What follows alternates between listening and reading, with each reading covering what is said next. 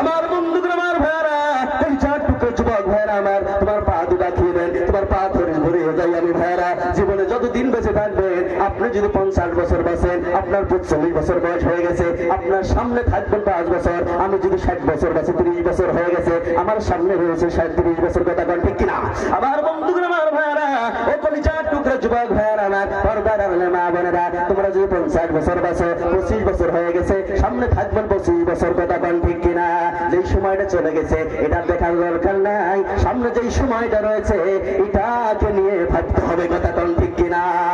আমার বন্ধুগুলো, আমার ভাইরা, তোমাদের পায়ে হাত দিয়ে বলে যায়, যেই সময়টা সামনে রয়েছে, যতদিন আর বেঁচে থাকবো আর কোনোদিন এক ওয়াক্ত নামাজ কাজা করবো না। মহান আল্লাহ পাকের কোরআন কারীমকে সামনে রেখে, সাক্ষী রেখে এই বিশাল ময়দানে দুটো হাত উঁচু করে দিতে পারবেন, আল্লাহ যতদিন পৃথিবীতে বেঁচে থাকবো আর কোনোদিন এক ওয়াক্ত নামাজ কাজা করবো না, নামাজ ছাড়বো না। আমার বন্ধুগুলো, পৃথিবীতে যদি কাজে কামের ব্যস্ত দেখে যদি নামাজ ছেড়ে দাও, কিয়ামতের দিনে আল্লাহর সামনে দাঁড়িয়ে কিভাবে আপনি মুখ দেখাবেন আল্লাহ রাব্বুল আলামিনকে? ও কলিজার টুকরো যুবক ভাইয়ার আমার, এই পৃথিবীর নেশায় পড়ে, ভালোবাসায় পড়ে যদি মদিনার মায়ার নবীর সুন্নাত যদি তোমরা ছেড়ে দাও, কিয়ামতের দিন কিভাবে নবীর সুপারিশ সাবায়ত পাবে? কথা বলেন ঠিক কিনা?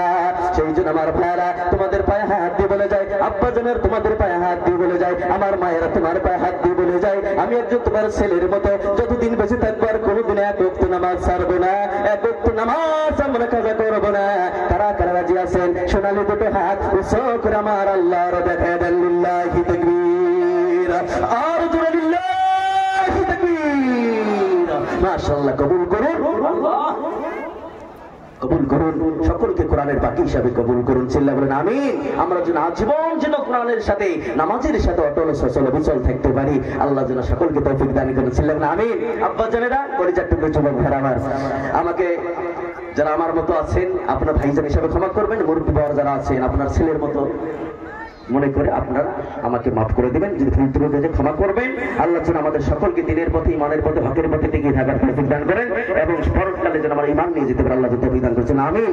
আল্লাহ আমাদের ব্যবসা বাণিজ্য, চাকরি বাকরিতে, হায়াতে মধ্যে আল্লাহ বরকত দান করেছেন আমিন। আল্লাহ দুনিয়া আখিরাতের জন্য আমাদের সকলকে সুন্দর একটি জীবন দান করেন, জানাবেন আমিন। ওয়া আখিরু দাওয়ানা আলহামদুলিল্লাহি রাব্বিল আলামিন।